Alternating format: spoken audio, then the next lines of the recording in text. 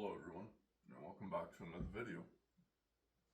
In this particular video, I will be discussing the treatments that they essentially provide for individuals suffering in mental health conditions, predominantly in antipsychotic medications. Now imagine a condition such as an example, schizophrenia. In a condition as schizophrenia, which is a condition of the mind where there are delusions, as we are told. In this particular condition, one might find a couple impacting factors regarding how to treat said condition. Predominantly, the use of antipsychotic medications is meant to control or neutralize your dopamine levels. And the idea of individuals suffering from mental health, there's often a dopamine fix. And if this dopamine fix is not met, there is an irregularity or chemical imbalance continuously occurring. Call it a type 3 diabetes if you wish.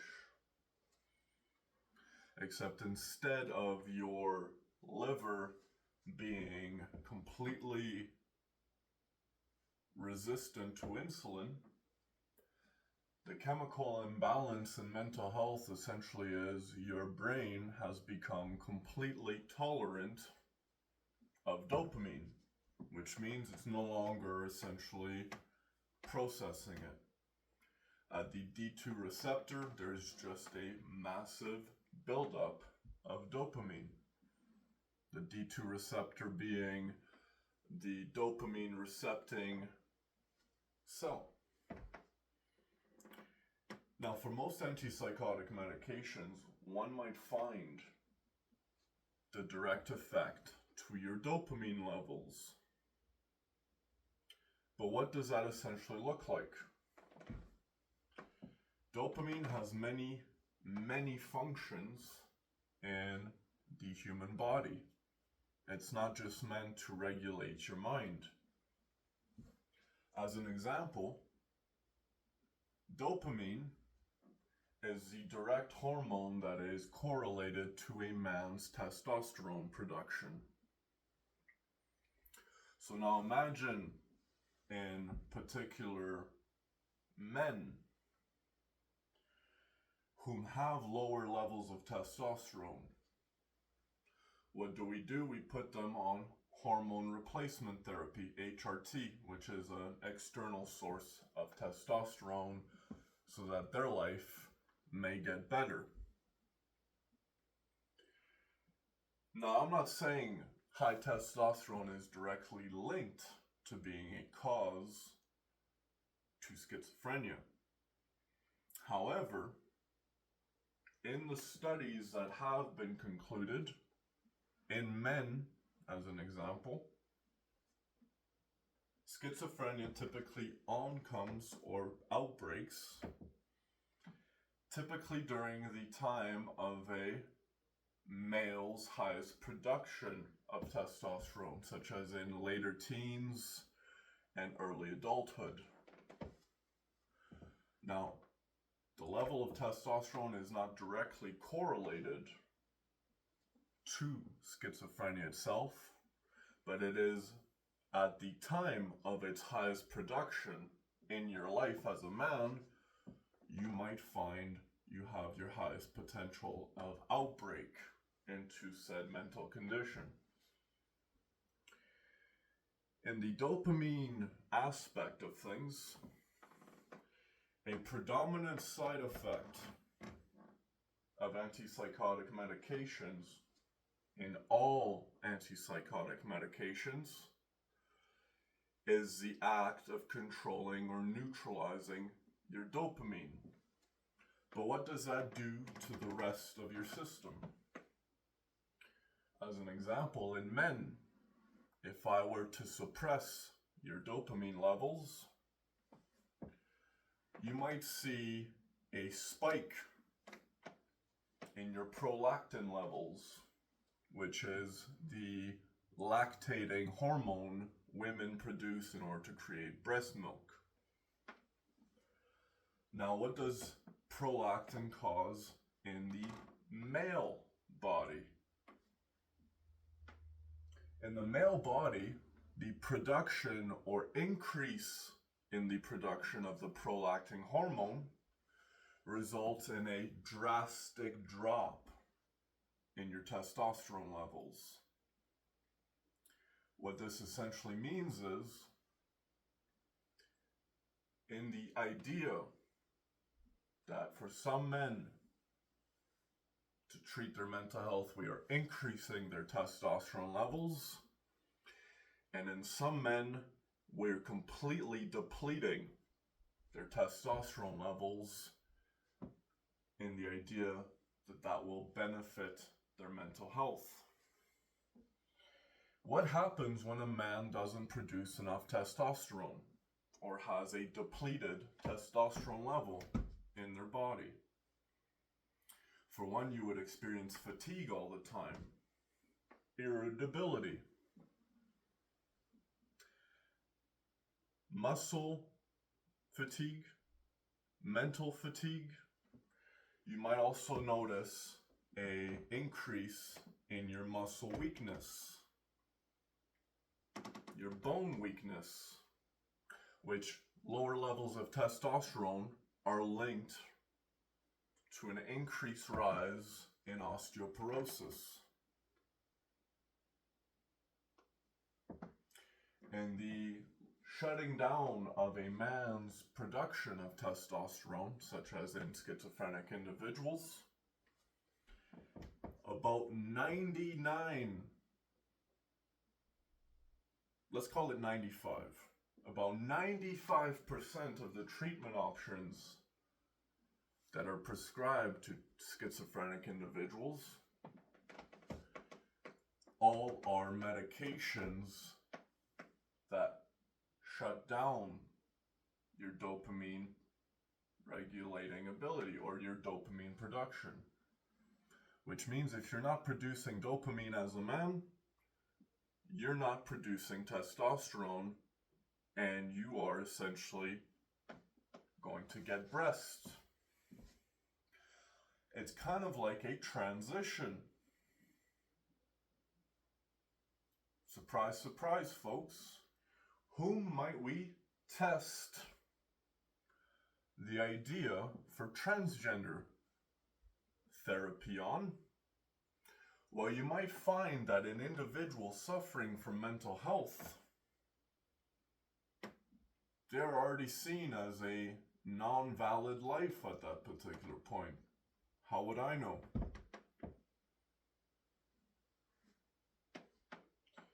Now, in this particular statement, I'm not going to dive into my entire medical history,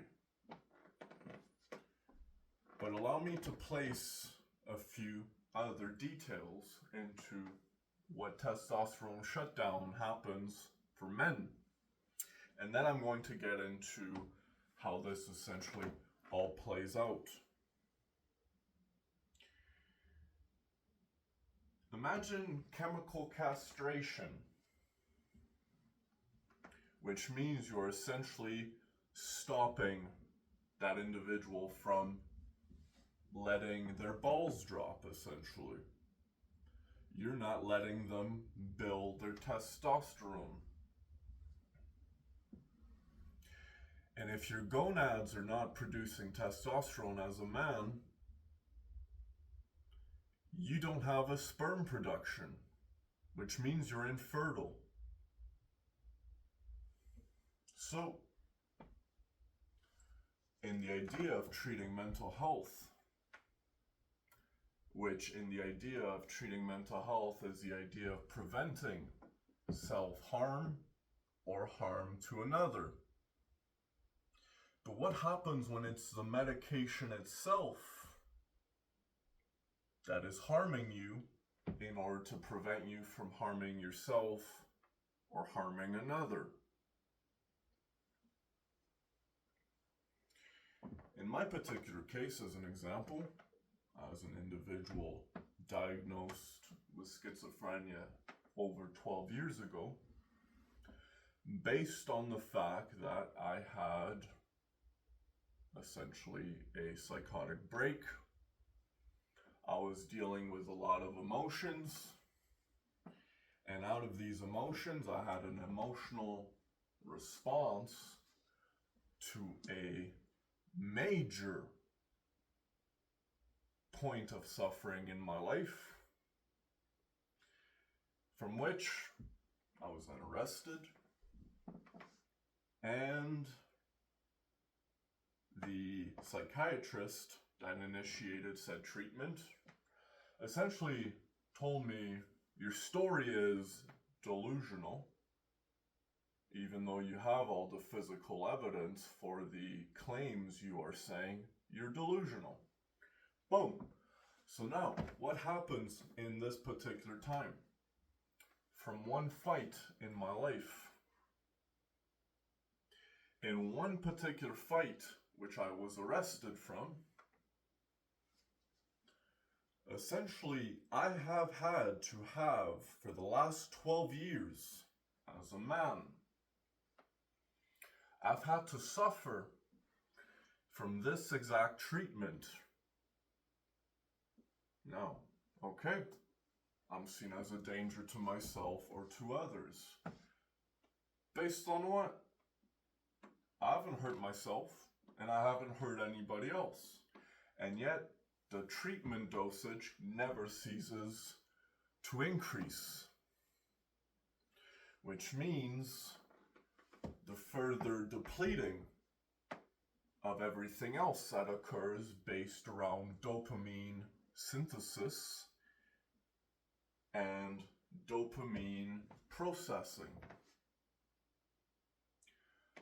Now, you could essentially say, based on the previous so and so many minutes of said video, I've already described certain things that occur as side effects.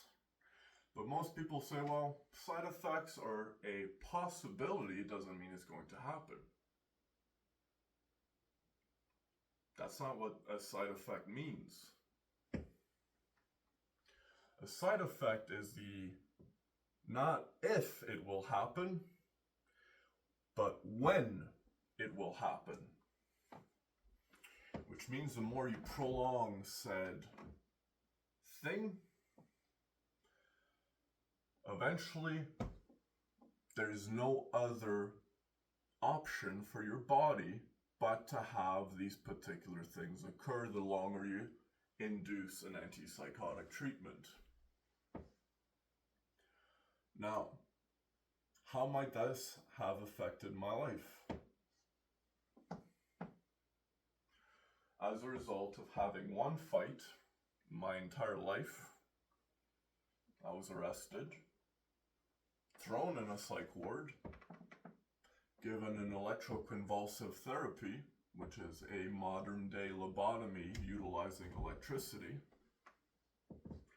And then I was forced by a court order, which the psychiatrist initiating said treatment essentially sweet-talked the courts and said this individual needs medication for life.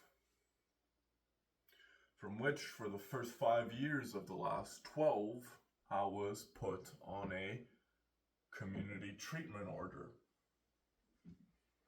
Which a community treatment order essentially forces you your treatment, which means if you don't show up to your appointments, if you don't take your medications,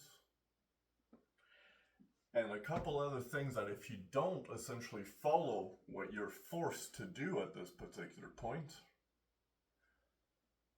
they have the right to come arrest you at any given time. And you might say, that's an impingement or an infringement on your rights as an individual.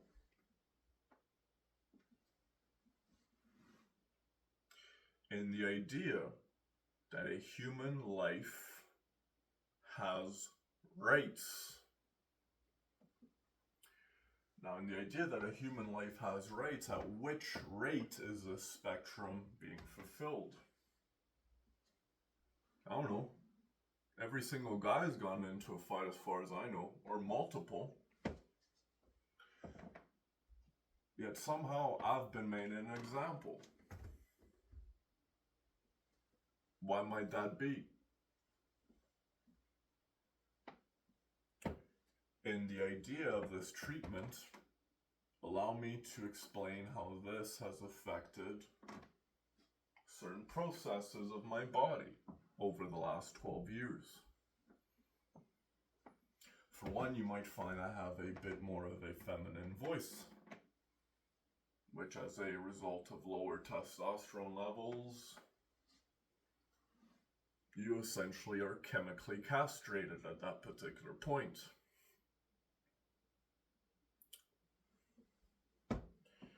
And you might say, well, yeah, you got into a fight. Yeah, with a dude.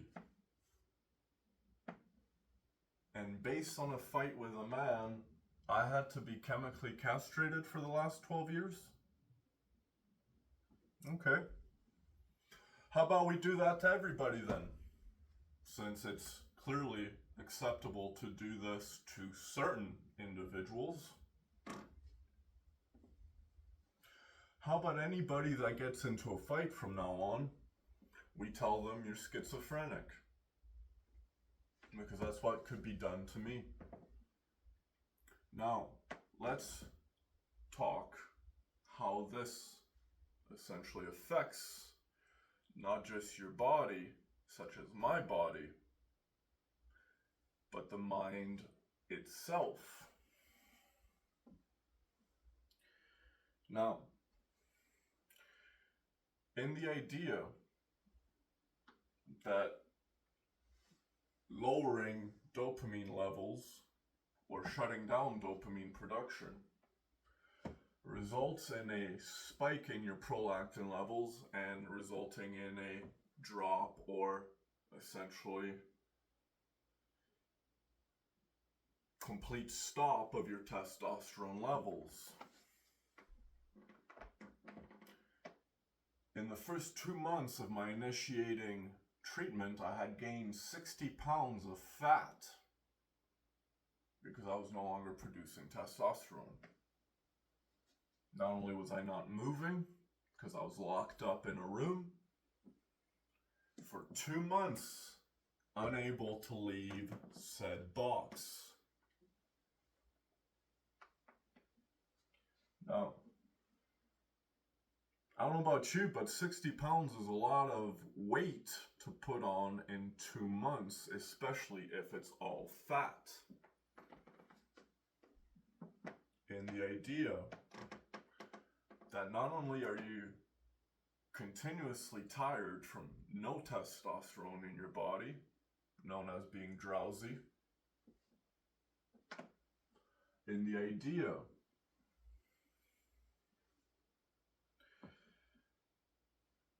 that ever since this treatment began, physical processes of my body have forever been changed. For one, let's veer back into the community treatment order as an example.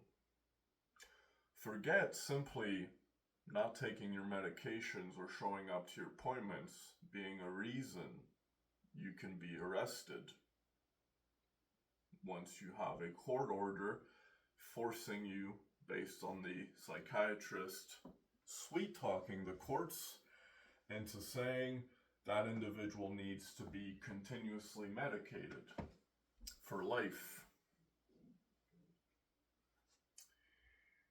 At that particular point, I was told, not if I repeat in violence, such as assaulting an individual or getting into an altercation,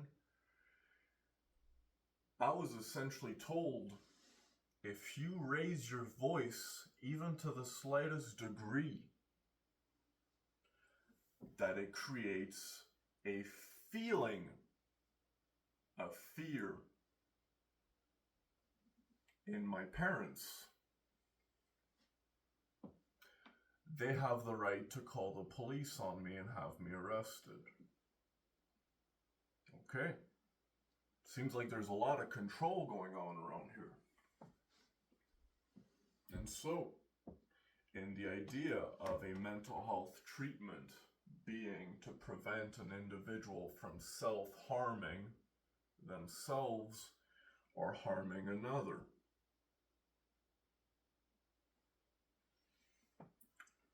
At this particular point, I would argue the treatments have had further negative side effects and positive side effects.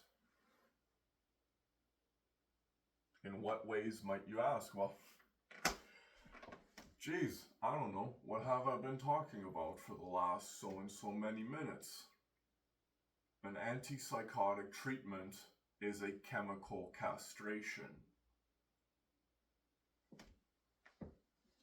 It shuts down your ability to produce any testosterone as a man. It results in your infertility. It results in your continuous fatigue, barely being able to stay awake throughout the day, even though you're functioning of 3 hours of sleep a night.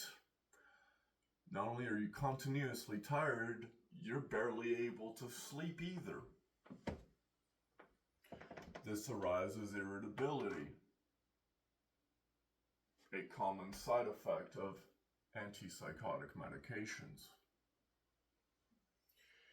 Now, so far, doesn't sound too bad, right? Awesome. Now, here's where the problem is, in the bone weakness aspect of things. You see, over the last 12 years, I've had about 144 injections into my glute, being an antipsychotic medication. And the shutting down of dopamine, resulting in a spike in prolactin levels and a drastic castration of your testosterone levels as a man.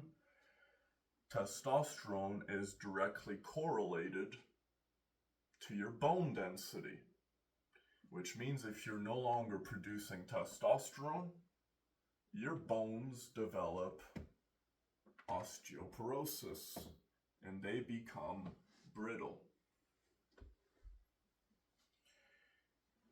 In August 2025, which is not that long ago,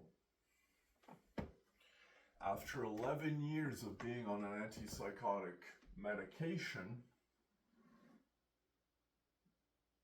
3 vertebrae in my spine collapsed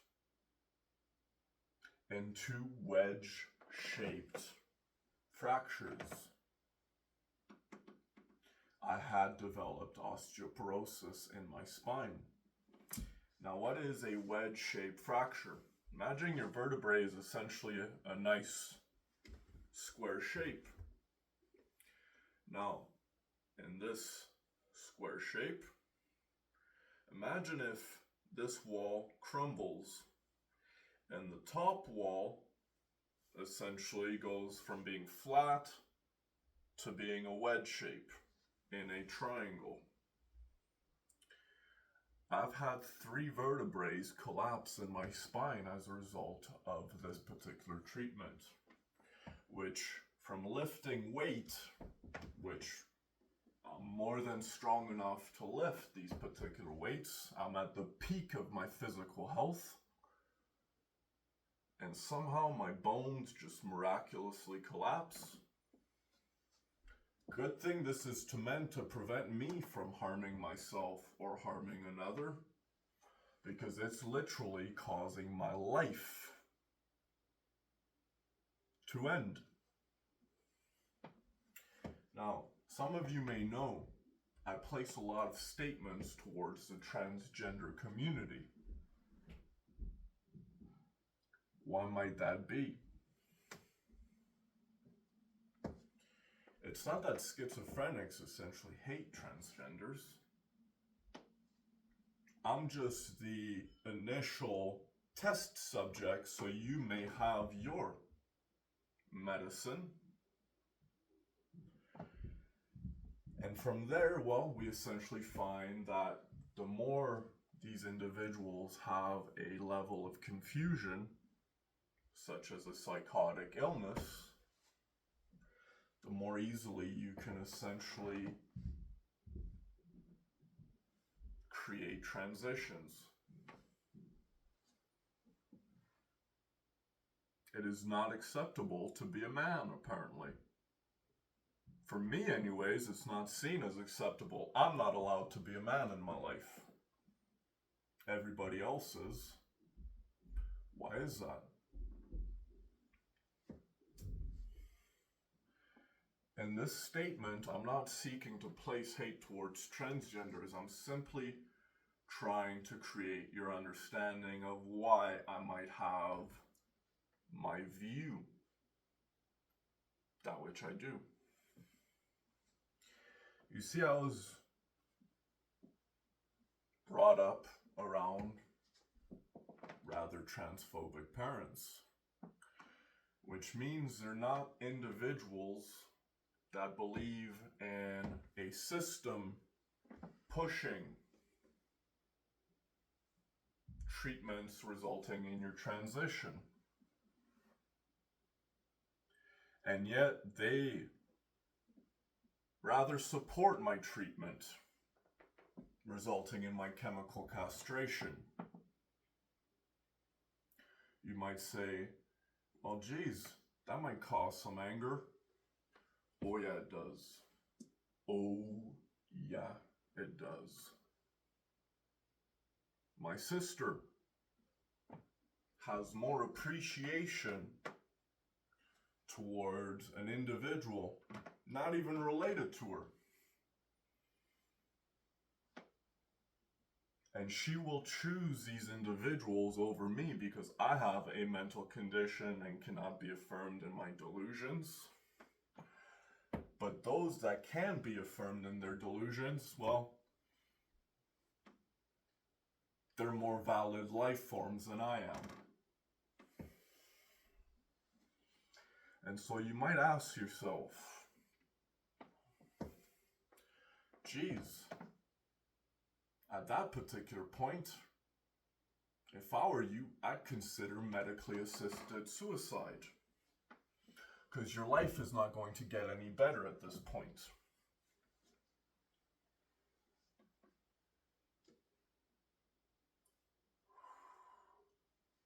Oh, that feels good letting that out. Man, imagine for 12 years not being allowed to express. Meanwhile, the folks responsible for your psychotic break are also the folks enforcing your chemical castration. And yet they don't see the idea of creating trans people appropriate, yet they're literally doing the exact same thing. It's a rhetorical question which questions the sanity of my parents. In that statement, I sound angry. Geez, I haven't been able to experience emotions for over 11 years. And I'm just starting to learn to process emotions again. What do you think happens when you lobotomize somebody through an electroconvulsive therapy? Essentially, you're cutting the frontal lobe, disconnecting your emotional cortex, resulting in now you having zero emotions.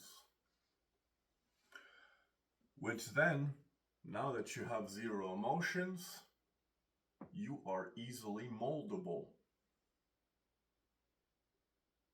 You're dissociated, you have zero connection to your body. And so in this dissociative state, The psychiatrist initiating the forcing of this treatment might say this individual being dissociated might cause self-harm or harm to another. Ultimately, the point I'm making here is that in the treatments of psychiatry, we are taking mentally ill individuals, in some cases, destroying their lives, but in other cases, bettering them. The question remains, which minority group gets the benefit and which minority group essentially gets the short end of the stick?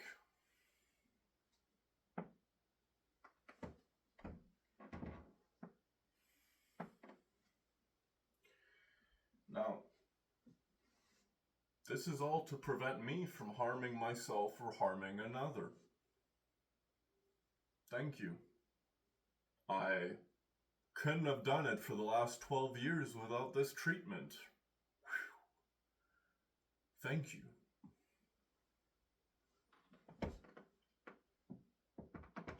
Because ultimately,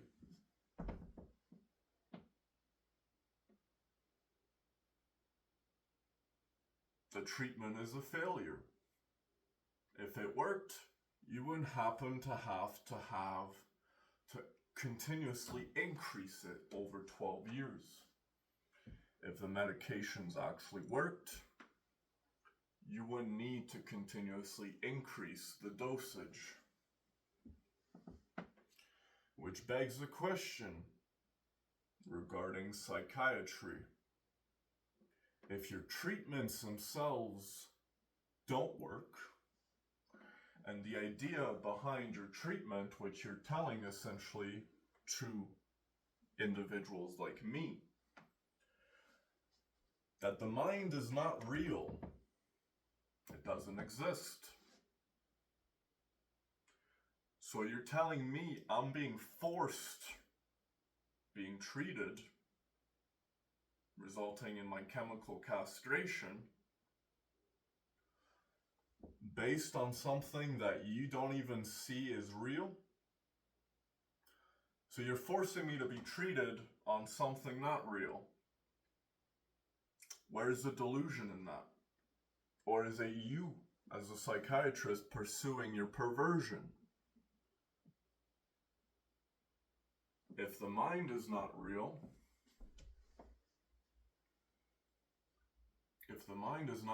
then why do we need to treat it? Because in the idea of telling individuals such as myself that the mind is not real and this is what is causing me to be delusional.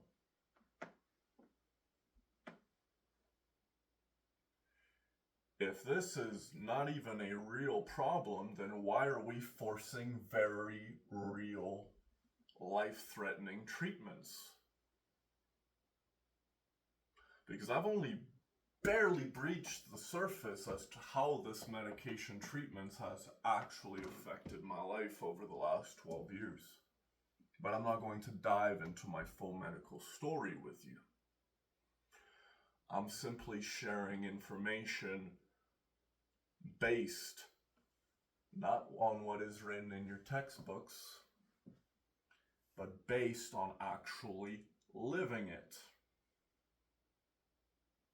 Which means I have 12 years of experience under my belt. And you have about, let's see, what does it take to become a doctor in Canada nowadays? Well, for one, you would need a bachelor's in any particular field of your choosing. It doesn't have to be medically related. Hell, you could have a bachelor's in film studies, 4 years of education, which essentially create a prerequisite for you to pursue 3 years of medical school. And in the current model of medical school, after those 3 years of medical school, you are officially a doctor. If you pass by 60%, not 80, not 90, the new norm to becoming a doctor, to achieving your doctrine, doctors are now accepted as doctors for only knowing 60% of the medicine they are studying. If you achieve a 60% passing grade, congratulations, you are officially a doctor. Now, I don't know about you, but I sure as hell wouldn't want to trust that individual with my life, telling me what to put in my system. They only studied or read books for 3 years and they only passed by 60%. It's been 12 years that I've been a subject, an experiment, which means I happen to know more on the subject of mental health than any professional, unless if they have, you could say, 12 years of living said experience and not reading it on a book. It's one thing to read about something. If I tell you, hey, if I slap you, it will hurt. And you might say, okay, what does hurt feel like? According to the textbook, hurt is a term used to describe physical or emotional pain. Great, you're an expert. You just read it in a textbook. And somehow you're forcing your treatments. Essentially, folks, the point I'm trying to make is regarding the field of medicine, which is an ongoing practice, never complete. In the ongoing practice of medicine means it is a constant experiment, which means we're continuously finding out what happens.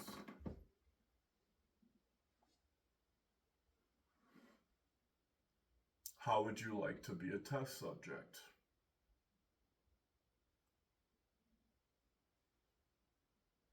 Most people would say, no, I wouldn't want to do that.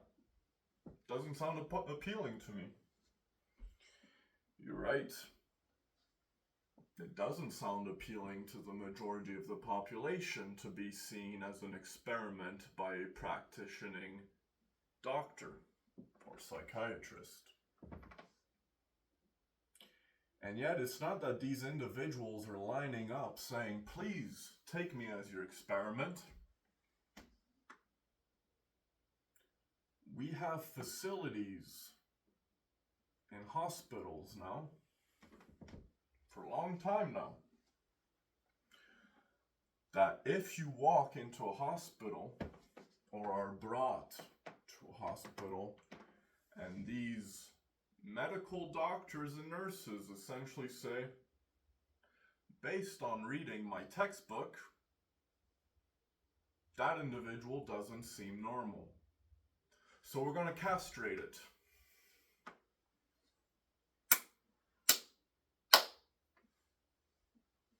You know what that sounds like?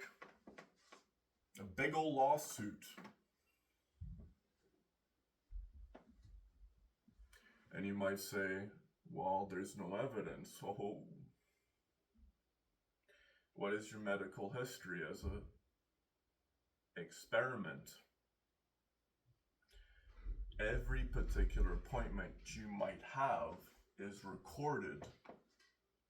And in this recording is all of said information, also known as evidence. Essentially, folks, what I'm telling you is this Canadian healthcare system is a hoax. They're not benefiting you. They're experimenting on you. For every drug is another drug to treat a previous side effect, to treat a previous side effect, to treat a previous side effect, and the increase in side effects never stops. And ultimately,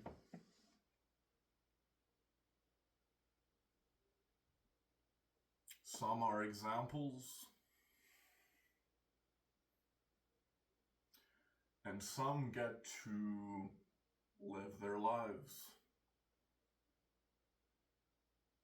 I happen to be an example, and I'm not allowed to live my life.